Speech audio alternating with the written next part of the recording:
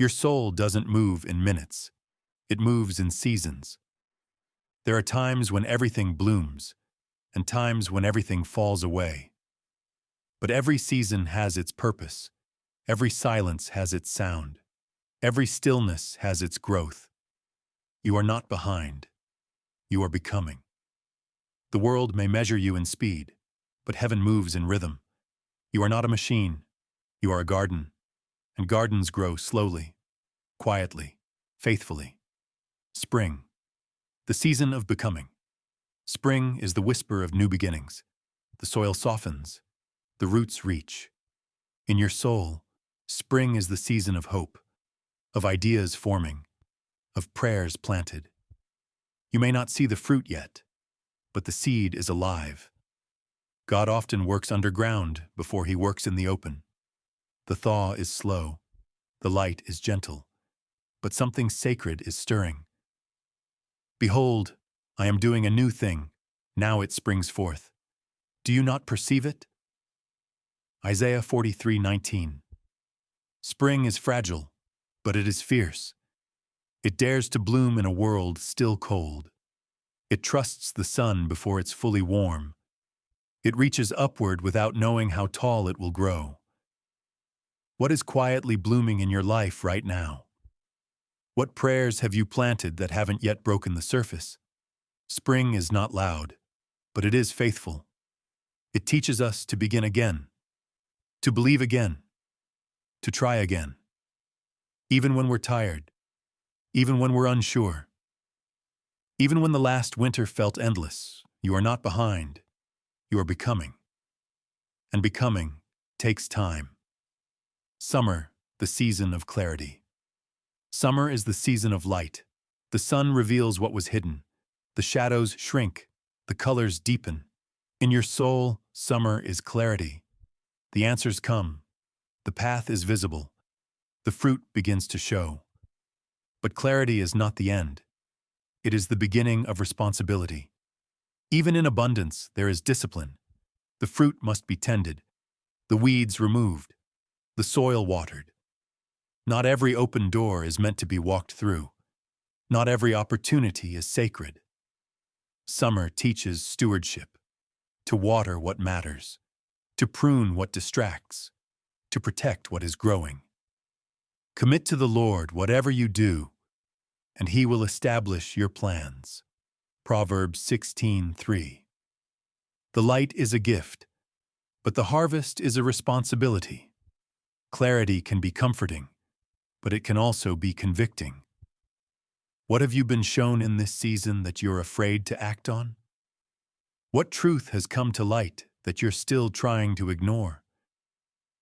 Summer asks for courage, to walk in what you now know, to build with what you now see, to trust the light even when it exposes what's unfinished. The light shines in the darkness, and the darkness has not overcome it. John 1:5. Summer is not just warmth. It is work. It is wisdom. It is walking forward with open eyes and a willing heart. Fall, the season of release. Fall is the season of letting go. The trees don't mourn their leaves. They release them. They trust the process.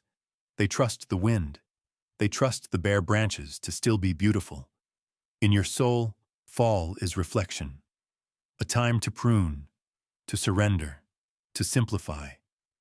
Not everything that grew was meant to stay. Not every branch is meant to bear fruit forever. Some relationships, some dreams, some versions of you, they were right for a season, but not for the next.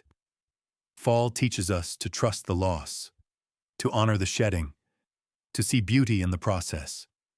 There is a time to plant and a time to uproot, a time to keep and a time to throw away. Ecclesiastes 3:2-6. The shedding is sacred. The emptiness is preparation. You are not breaking. You are being cleared. What are you holding on to that no longer holds you? What are you afraid to release because it once felt holy? Fall reminds us, even sacred things can be seasonal. Even good things can be temporary. The tree lets go of its leaves, but never its roots. You are not losing yourself. You are returning to your core. Let go, not in despair, but in trust. The gardener knows what he's doing, even when the branches feel bare, even when the colors fade, even when the wind feels sharp. Fall is not the end. It is the clearing before the quiet. Winter, the season of stillness. Winter is the season of silence. But silence is not absence. In your soul, winter is waiting.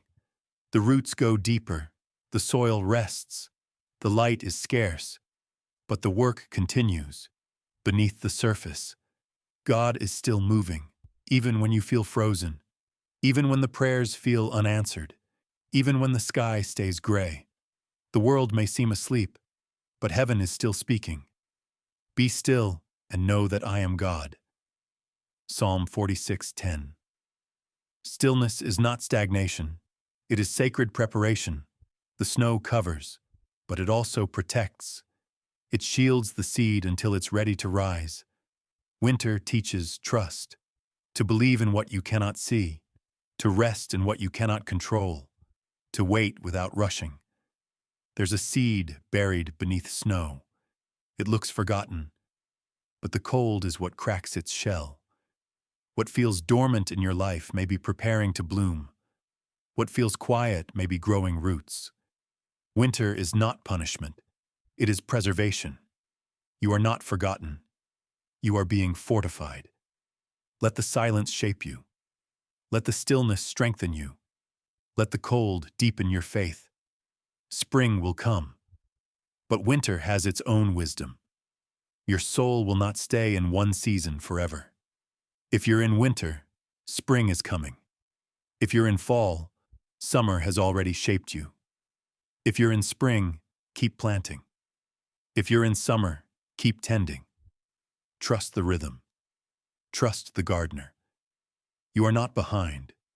You are becoming, and becoming takes time. As the rain and the snow come down from heaven, so is my word that goes out from my mouth. It will not return to me empty. Isaiah 55:10-11. You are growing, even now, even here, even in this season.